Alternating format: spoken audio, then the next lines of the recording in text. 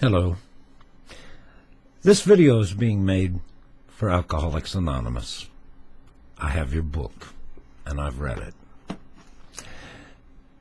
I have another book, too. In fact, I have several books. Yeah. But this one I read because somebody I love very much is involved with your organization. Let me tell you something about myself. I've been a teacher and a radio broadcaster. My life has been somewhat successful. I've talked to presidents, talked to people like Buckminster Fuller. I know that I've made mistakes in my lifetime. I've done things that I regret. And I'm at the end of my life now. And I don't know. Because of myeloma. I can't even pronounce it. It's a cancer in my bones.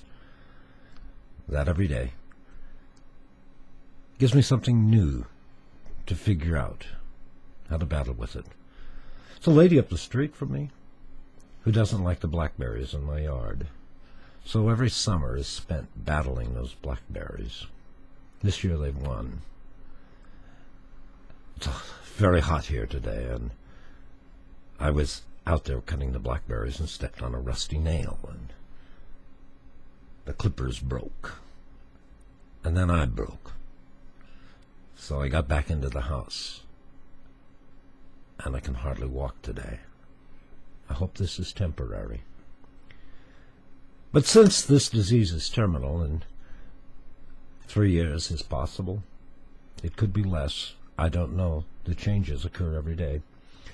There's something about your organization that I think you should know, because it's how I feel, and I know that I'm not the only one that suffers the pain. You guys have a word. It's called enabling.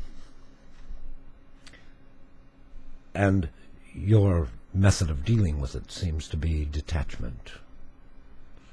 Have you ever thought, even for a moment, how much that detachment can hurt another person? See, as a counselor, I do not understand drunks only being able to counsel drunks.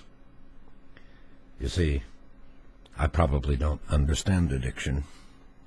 I've only smoked this pipe 50 years, and now I have cancer, and I still smoke it.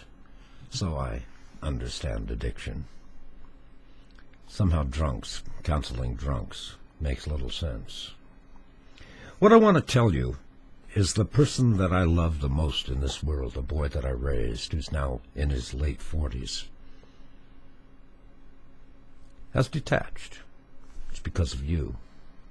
See, God put that young man with me when he was very young, and I made mistakes, no doubt. I mean, when I first raised him, I was without this thing called this. I was weak in it. So mistakes were made. But he stayed with me, a part of my life, for over 37 years. Until he detached because of your silly ideas. We are interwoven, all of us. And when you're interwoven, you cannot separate. You're interwoven through this God. So your organization is flawed and wrong. See, some loves are unconditional. And that's the kind of love we should have. That's the kind of love my dog has. It's very simple. There's a reality. Your organization, no organization, will stop somebody from drinking. You know how they stop from drinking? They stop drinking. They have to make that decision. It can't be made for them. We can try interventions and define programs, but unless the person really wants to stop drinking, it's not going to work.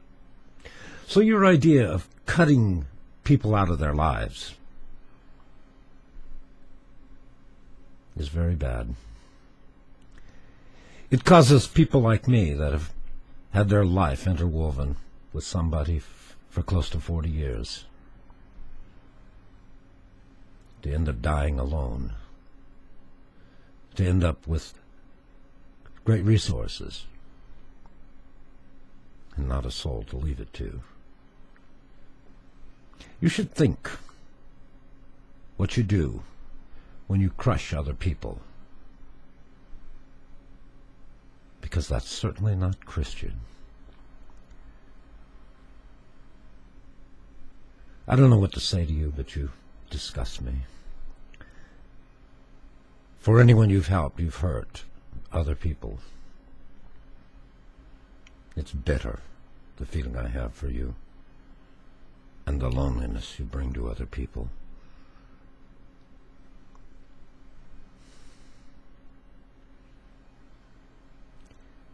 I wish you'd change your ways. I wish you'd start letting people do as they should. That commandment God gave us at the end, after he rose from the dead. Love one another. And there are other people in this world that love people that are in your organization, because their love is unconditional. And you apparently don't have a clue to the amount of pain that you throw out at these other people.